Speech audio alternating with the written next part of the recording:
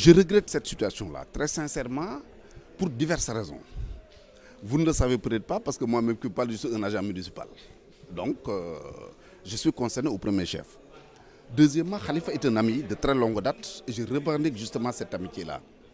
Troisièmement, il est un homme politique comme moi. Et j'ai, depuis très longtemps, averti en disant on ne brûle pas sa classe politique. Vous voyez ce qui se passe aujourd'hui en France. D'ailleurs, j'ai l'habitude de dire à mes amis que la France a été vraiment la force colonisatrice du Sénégal. Parce que tout ce qui se passe en France, pratiquement nous retrouvons la même chose au Sénégal. Vous avez vu qu'à un moment donné, les Français, je prends l'exemple de l'ancien président François Mitterrand, à un moment donné, il avait même des difficultés pour trouver un Premier ministre. Aujourd'hui, les Français ont des difficultés pour avoir des candidats crédibles à l'élection présidentielle.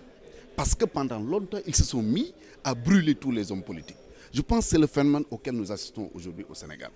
Maintenant, vous savez, il y a une difficulté majeure chez nous. Quand il y a un problème, tout le monde en parle, ceux qui savent et ceux qui ne savent pas. Moi, j'évite autant que possible de parler de certains dossiers pour au moins deux raisons.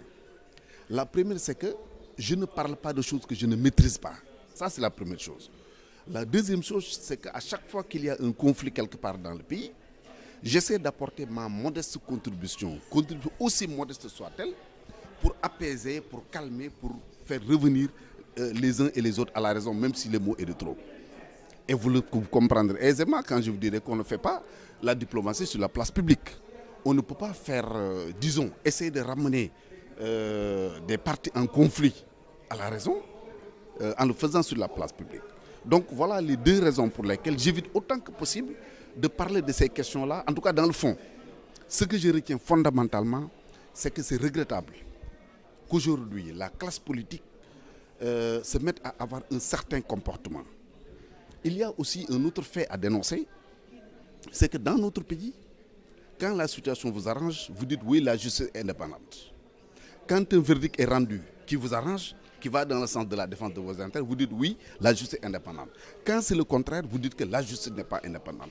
Or, la justice est un pilier tellement important dans une démocratie, un pilier tellement important dans une république, que nous avons tous intérêt à protéger cette justice-là. D'autant plus que ceux qui tiennent ces propos pour la plupart, c'est des gens qui ont été au pouvoir, qui savent comment les choses se passent, parce que nous avons un système qui est là, dans lequel tous les partis politiques sont obligés de se mouvoir. Donc nous avons tous intérêt à protéger cette justice, à renforcer cette justice-là, au lieu d'essayer à tout moment de la combattre si nos intérêts sont menacés. En tout état de cause, je pense qu'il faudrait que les uns et les autres puissent faire tout ce qui est humainement possible pour ramener la sérénité, le calme, la paix dans ce pays-là. Quant à l'affaire Khalifa, dans le fond, je ne saurais en parler parce qu'effectivement, il y a des choses que je ne maîtrise pas dans ce dossier. Je retiens tout simplement ceci. J'ai été pendant 25 ans un élu local, conseiller municipal, adjoint au maire, conseiller région pendant 24 ans. J'ai eu la chance d'avoir participé aux côtés des Mamadou Diop, des Dabi Diagne, des Mbaye Jacques Diop, du doyen Mamadou Sénembeng, ainsi de suite, à l'élaboration du code des collectivités locales. Donc je sais très bien de quoi je parle. Je sais que dans les mairies, il n'y a pas de fonds politiques. Ça, c'est clair. Il y a des caisses d'avance. Or, la caisse d'avance obéit à des normes. Pourquoi il y a une caisse d'avance? Parce que la caisse d'avance est destinée au fonctionnement de la structure. Ça veut dire que dans chaque mairie, il y a une caisse qui est là. Si par exemple vous devez acheter du papier, pour donner un exemple élémentaire, vous devez faire, il y a une procédure à suivre jusqu'au niveau du trésor.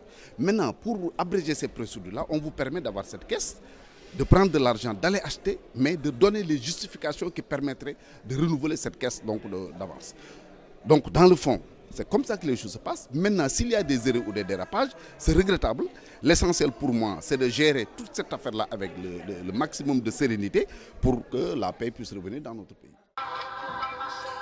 Si je veux musique bu neex ñuy wax dëgg vérité ma déglu Liquido bi c'est mon frère bu ma bëggee information soo wala information soc ma dem leeral point net